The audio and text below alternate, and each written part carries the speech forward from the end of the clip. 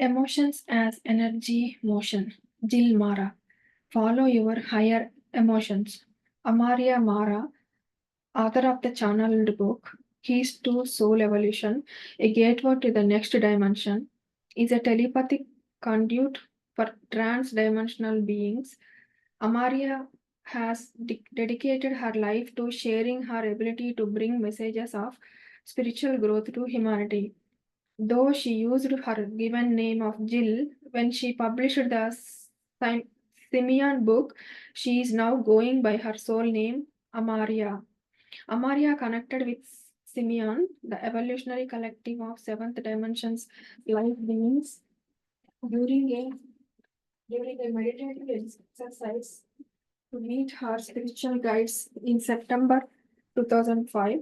Instead of connecting with a personal guide, this collective of light beings came forth to deliver a message regarding the upcoming shift in human consciousness.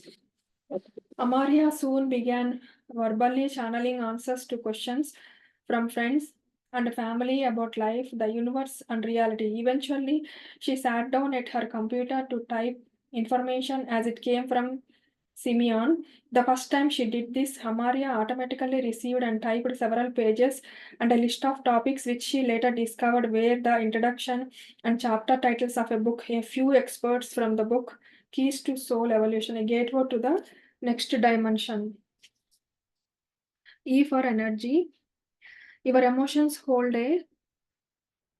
and transmit energy into the atmosphere around you and further into the electrical sphere of life. Each of you affects the other by these emanations of energy on many unseen levels.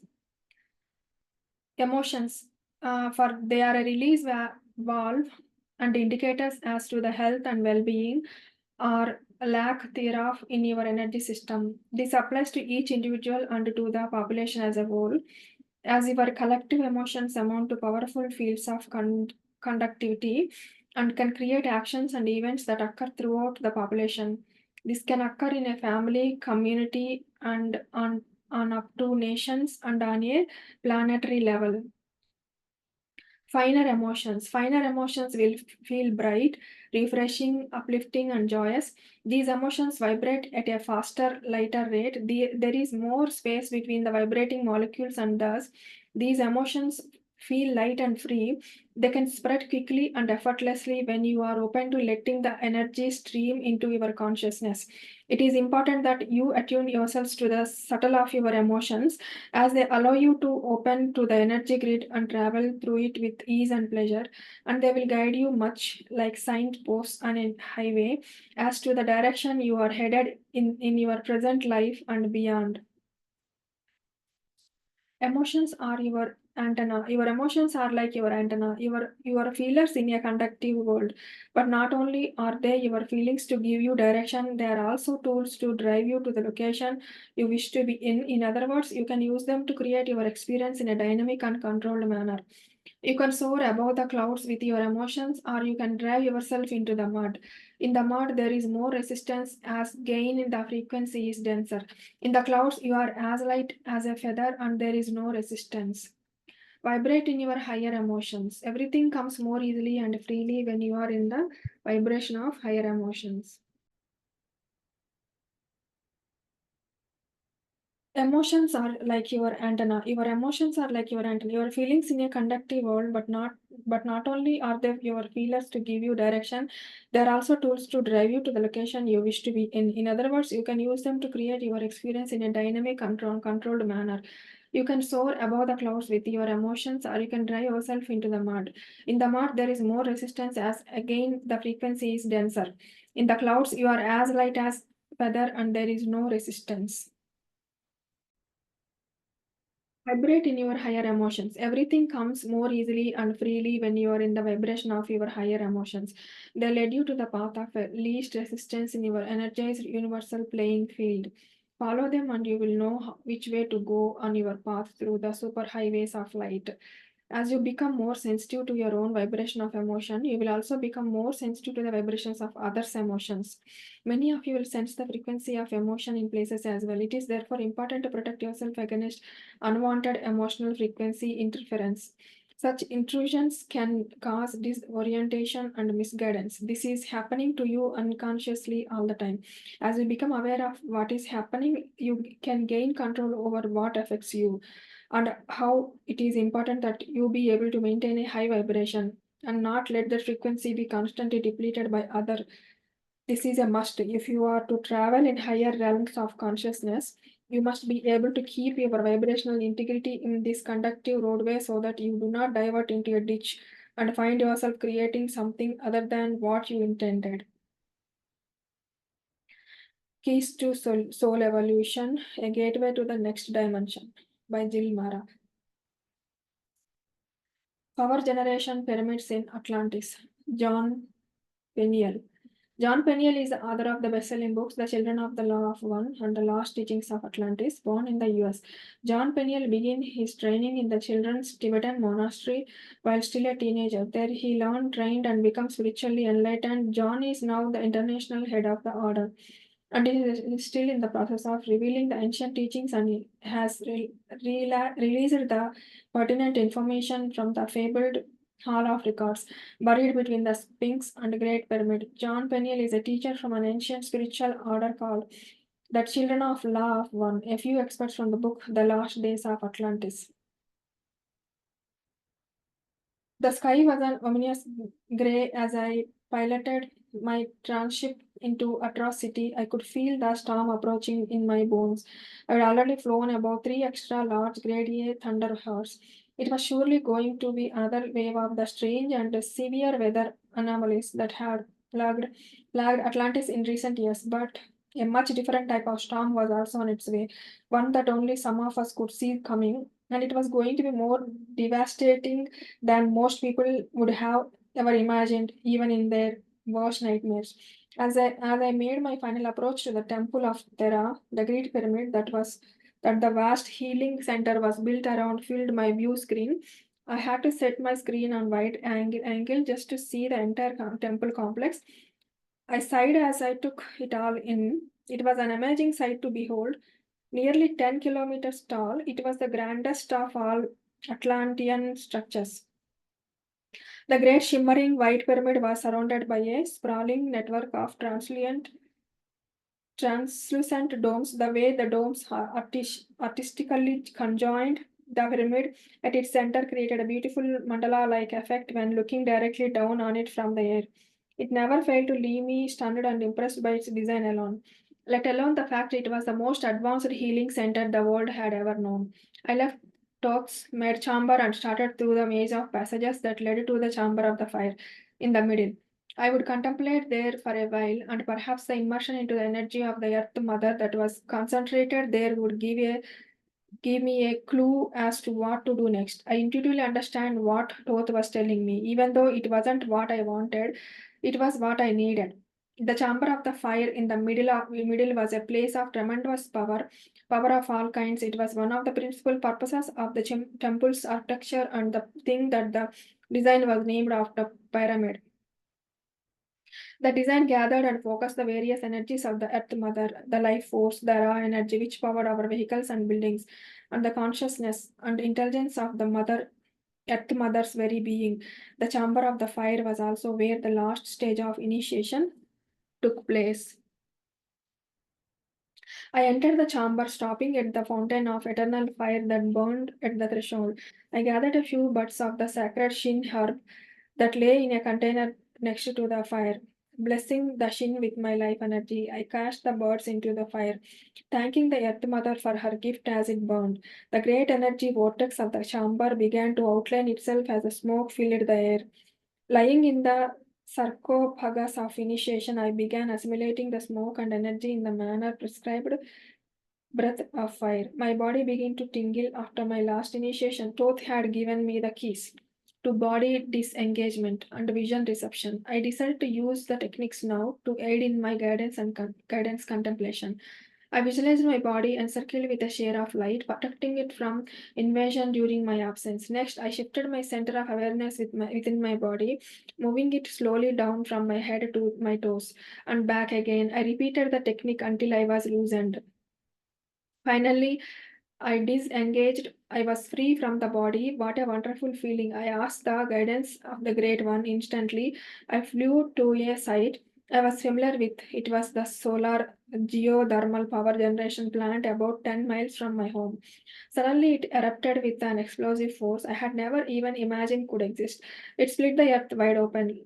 Lava spewed miles into the air. Then the earth began to shake so greatly that all I could perceive was leveled.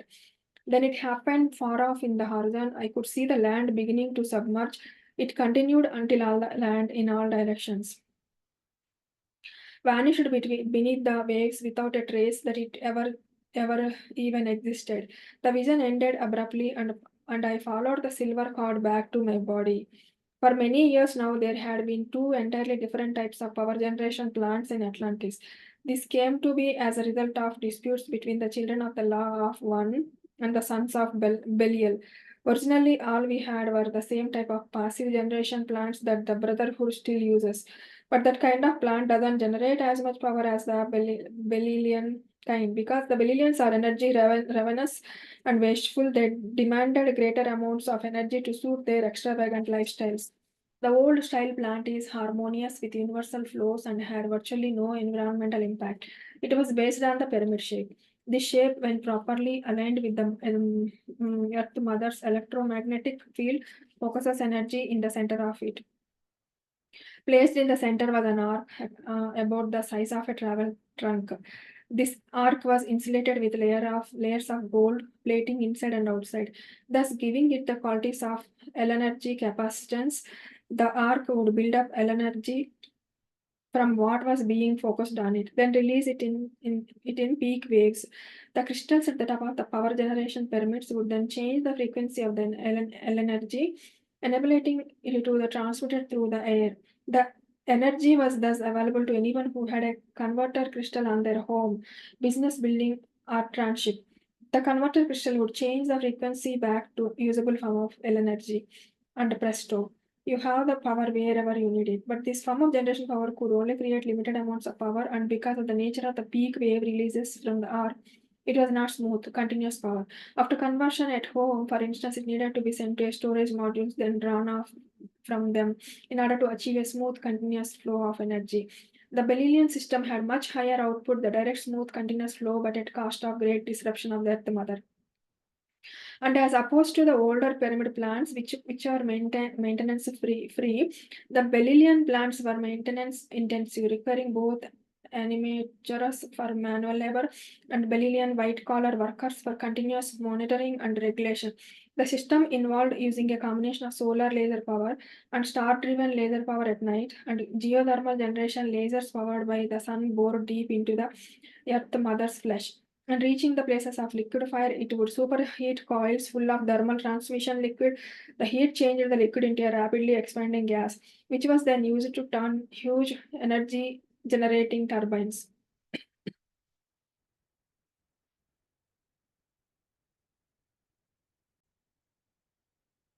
Torquem Saradarian, the occultist. Torquem Saradarian, 1917 to 1997, was born in Asia Minor. Since childhood, he was trained in the teachings of the ageless wisdom. Torquem Saradarian visited monasteries, ancient temples, and mystery schools in order to find the answers to his questions about the mystery of a man and the universe. Torquem Saradarian lived with Sufis, dervishes, Christian mystics, and masters of temple music and dance. His musical training included the violin, piano, oud, cello, and guitar. It took long years of discipline and sacrifice to absorb the ageless wisdom from its true sources. Meditation became a part of his daily life and service, a natural expression of his soul. Torquem Sardarian dedicated his entire life to the service of his fellow man. His writings, lectures, and music show his total devotion to the higher principles, values, and laws that are present in all world religions and philosophies. These works represent a synthesis of the best and most beautiful in the sacred culture of the world. His works enrich the foundation thinking on which man can construct his future. Torquem Sardarian wrote a large number of books, many of which have been published. A few of them have been translated into Armenian, German, Italian, Spanish, Portuguese, Greek, Dutch, and Danish. A few experts from the website. The theme of occultism is the concealed deity within man, with our planet, within the solar system, and within the whole manifested cosmos. Once a man feels this driving surge within his soul, he is an aspirant of the occult. His goal is to discover the energies and laws supporting the whole creation and manifesting in man and the universe. The occultist is a man who wants to know, who wants to find the reason for all that is taking place as a great phenomena of life. He is a man who has no prejudice, preconceived ideas, but he has a free and open mind. He has a man who does not want to limit himself with any dogma, doctrine, or religion, although he respects all of them and tries to find the causes of their existence and their effects. The occultist is a searcher of causes, meanings, and significances. He is a man who tries to see beyond the outer forms and events. He is a man who cannot be satisfied with a life lived on the surface, but must search for the depths. He is not limited to any field of human endeavor because he knows that all fields are interrelated and any cause can express itself in many fields. A true occultist is a great humanitarian. Life is sacred for him. He stands for beauty, for truth, and for goodness. He aspires and strives to help humanity, to bring joy to every heart and a smile to every face. A real scientists are occultists. All great religious leaders, those who speak and live the life based on their spiritual experience and not merely blind faith, are true occultists. All great artists who express beauty in any branch of art are occultists because they do not float on the surface of the shallow waters of the Artist is a searcher of causes, meanings, and significances. He is a man who tries to see beyond outer forms and events. He is a man who cannot be satisfied with a life lived on the surface, but must search for the depths. He is not limited to any field of human endeavor because he knows that all fields are interrelated and any cause can express itself in many fields. A true occultist is a great humanitarian. Life is sacred for him. He stands for beauty, for truth, and for goodness. He aspires and strives to help humanity, to bring joy to every heart and a smile to every face. A real scientist or occultist are great religious leaders those who speak and live the life based on their spiritual experience and not merely blind faith are true occultists. All great artists who express beauty in any branch of art are occultists because they do not float on the surface of the shallow waters of their vanities but try to touch the hidden beauty and express that beauty through their art, bringing great upliftment to humanity. An occultist is a pioneer. He is a man of the future. He not only uses his intellect to formulate and express the treasures found through his contemplation and research, but he also uses greater sources within himself to reach the greater depths of the cosmos. He is a man whose horizon is unlimited, whose humility is great. As he advances into the world of causes, the world of energies and laws, he becomes aware of the infinite beauty, harmony, and goodness behind the world of forms. Occultism furthers the belief of one humanity and of the brotherhood of humanity. It adheres to the fact of infinite development and unfoldment for each human being. It maintains that man can be his own master and that he can use the laws and energies of nature to unfold the depths of his nature, thus lifting up with joy all those who suffer. Occultism believes that the greatest energy which purifies, uplifts, and unties is love. To an occultist, as religions are sacred because he knows that throughout the ages, great saints and seers have come forth who stand for one humanity, one life, and one God. Occultism stresses the fact that the true path of development is harmlessness, self forgetfulness, and right speech. It encourages all those who, in any measure, lift the veil of nature in any field. Occultism is the science of energies. The self in the man is the sun in the human system. From the self proceed all energies which enable other energies to function in the system. Without the self, no energy from any source can do constructive work in the system. Without the self, the system disintegrates. Occultism is the science of energy in man, in the solar system, and in the cosmos. Occultism is a science which deals with the latent powers within man. Occultism reveals and explains these powers and guides the psychics in developing to their highest potential.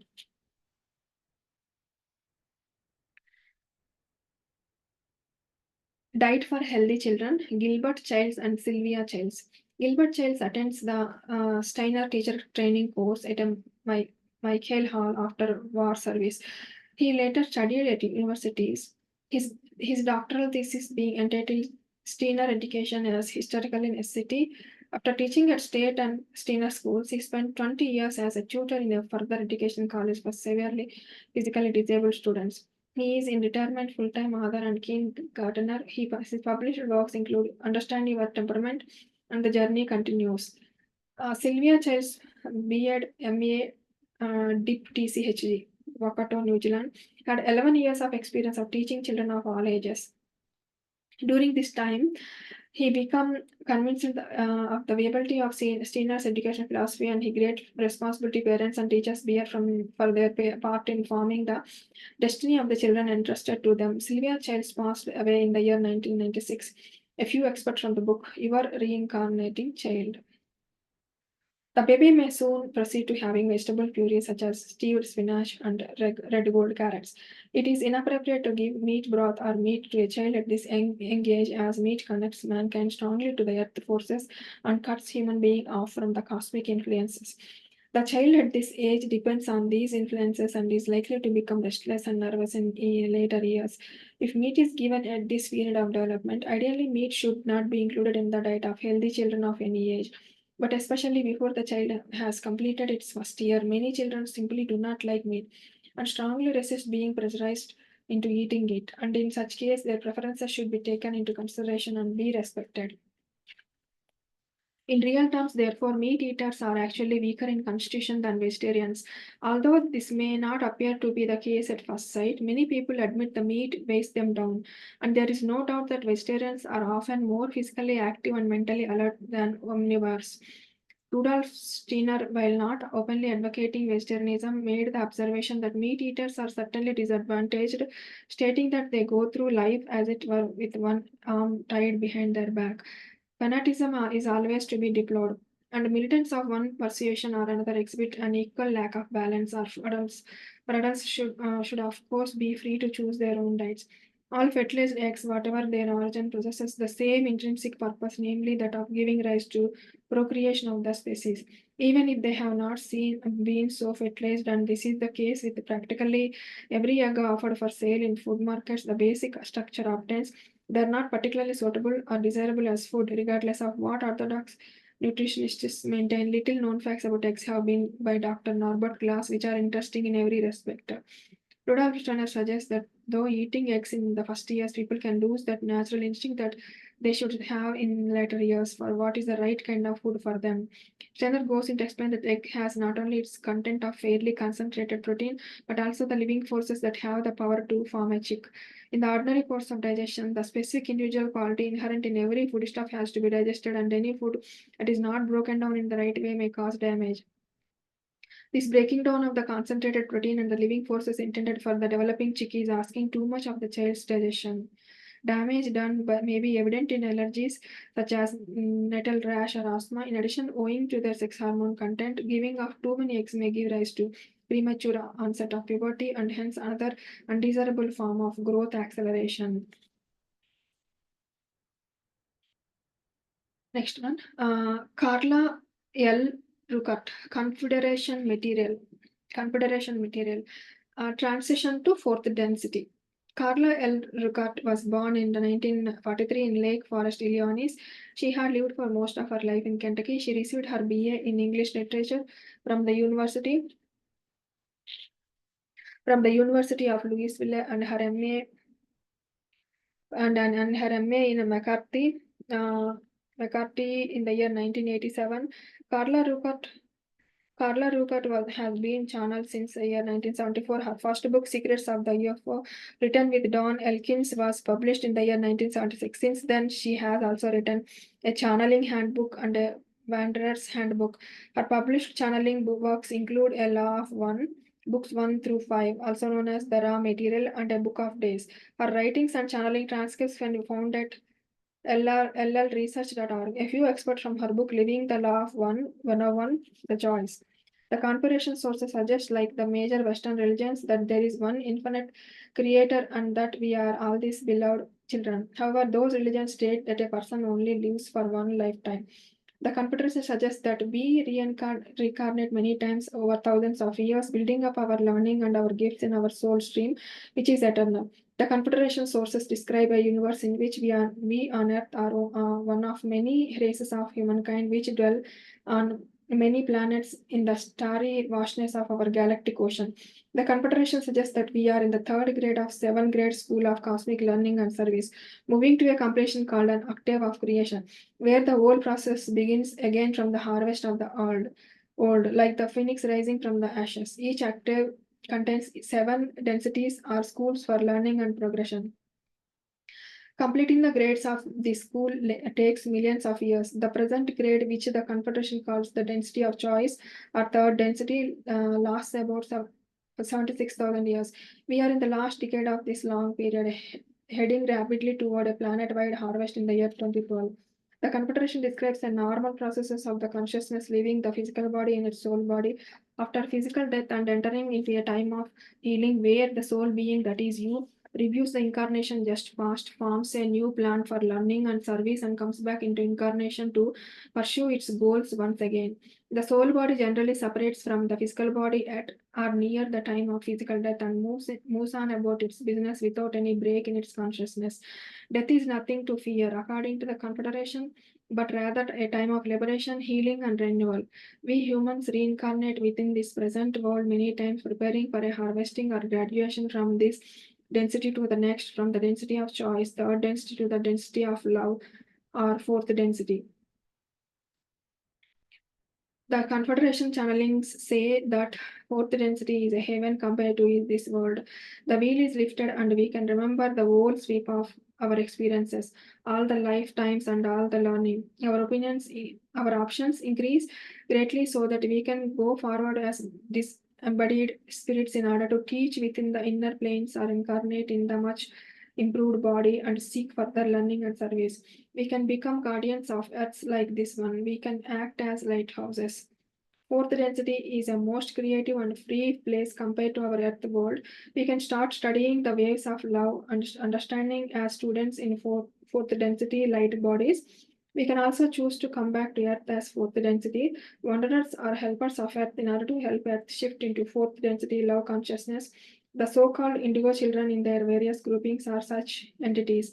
The Confederation model places the individual human being in complete charge of this life with the ability to make free choices. When we make the decision to seek the truth, we are knocking on the door of spirit, says the Confederation teaching. By spirit, the Confederation means the whole range of spiritual guidance. The Confederation states that free will is involved in the very first moment of the finite creator away from its mystery clad unity. In their story of the creation, the creator uses the faculty of its free will to to know itself. For a time, the Confederation suggested perhaps hundreds of years there will still be souls living on Earth in third density type of bodies. However, those people will also have their fourth density bodies activated so that they can enjoy the fourth density energies that more and more will be a part of this environment on Earth. After the year 2012, those who live here on the Earth in third density will be focusing on the stewardship of the planet, working to repair the damage we have done here on Earth in the past 200 years or so. Indeed, many of those living on Earth today are recent graduates of Earth density of choice. They are pioneers of fourth density now, having chosen to come back and help their home planet heal as their first service to others, action within the density of love. Psychologists and psychics alike have called these children such names as indigo children and crystal children. More and more of these dual activated persons will be the population of Earth. Next article, Osho, being with the breath. The Vedas have said that breath is Brahma, and it is right in a very subtle way. Breath is your life, and breath is also the bridge between the conscious and the unconscious, between your body and your soul. This bridge has to be used. If you can use this bridge rightly, you can go to the other shore. You cannot move into meditation unless you try to understand and use your breathing system. Your breath is also the bridge between your conscious and unconscious. The unconscious goes on changing the rhythm, and if you become aware of this rhythm and its constant changes, you can become aware of your unconscious roots, aware of what the unconscious is doing. Watch your breath, observe it. If you can observe your breath, it will become deep, silent, rhythmic. And with this following of the breath, you will become very, very different because this constant awareness of the breath will detach you from your mind. The energy that moves into thinking will move into observation. This is the Alchemy of meditation to change the energy that moves into thinking into observation. How to change the energy of thought into observation. That is what the device of meditation basically is. How not to think but to observe. How not to be thinker but to be a witness. Observe your breath the whole day, remain relaxed, just observe playfully, don't make it work. When you remember, you observe your breathing. If you forget, then forget. But the moment you remember, start observing again, it will come to you. By you will begin observing. Through your very observation, the quality will change. Observing the breath will give you no space up for thinking, so it will be a good diversion. Think of the concept of reincarnation not in terms of life but in terms of breath. Every moment you will be renewed, reoriented, fresh, a child again, with no burden of the past and with no anxiety for the future. The present moment is anxiety-less. Anxiety is created only by the past or by the future. So remember this and spread it all over your being. Ocean. Next article. Cyril Scott, Wisdom of Justin Morward Hague. Cyril Scott is the youngest of three children born to Henry and Mary Nee Griffith. Scott on 27 September in Oxfordton, a village in the north of England near Liverpool. Cyril Scott briefly turned agnostic, then became interested in theosophy and finally in occultism, which he described as a synthesis of science, philosophy, and religion. Cyril Scott wrote a total of 41 books plus innumerable articles for magazines and journals.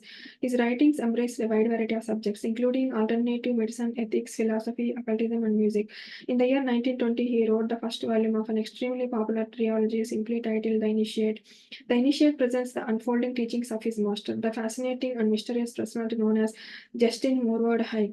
JMH. The second and third volumes, The Initiate in the New World and The Initiate in the Dark Cycle, followed in the year 1927 and 1932. A few experts from the book, The Initiate, some impressions of a great soul.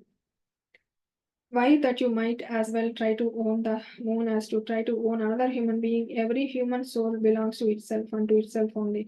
The sportsman gives other living things pain in order to get pleasure himself. The ideal sport is derive pleasure oneself from relieving other people's pain. The greatest men on this planet would not make use of their powers. A grown up person is not upset with the things that upset a child because man is a little nearer to unconditional happiness than a child. Let a person but identify his mind with the happiness that is within, and nothing on earth can either annoy or cause him sorrow. We die as it were every night in our sleep, and we come back to life again in the morning. The ordinary man does not remember where he has been, but the trained occultist does. He alone, through establishing the connection by reason of his training between his physical brain and astral body, can remember everything. There is no eating and drinking, of course, when the gross body has been shaken off, and there are no titles evoking adulation on the next plane. The only thing that counts is love. To live on the earth and to be devoid of love is therefore a misfortune which pursues a man after his death. The creed of lovelessness is the worst of all creeds. Death does not change a person's character. The physical body is like a grand overcoat which somebody gives to a shabby beggar. When the overcoat is discarded, all the shabbiness shows underneath. It was but an illusory covering, and so the inner man clothed with a grand physical body. But when the body is discarded, all his poverty of character is laid bare. Only those who are rich in love are not beggared after death. The display of gloom is ridiculous. It is as if people dressed up in black and wept copious tears when a man went away for his holiday, and not only that, but they lay flowers on his body as if it were himself, in spite of the fact that all their lives they have been hearing that the body is only a garment of flesh and the real man is the soul. In the eyes of the world, there is often only a hair's breadth between a fool and a hero, but in the eyes of truth, a true hero never minds being considered a fool.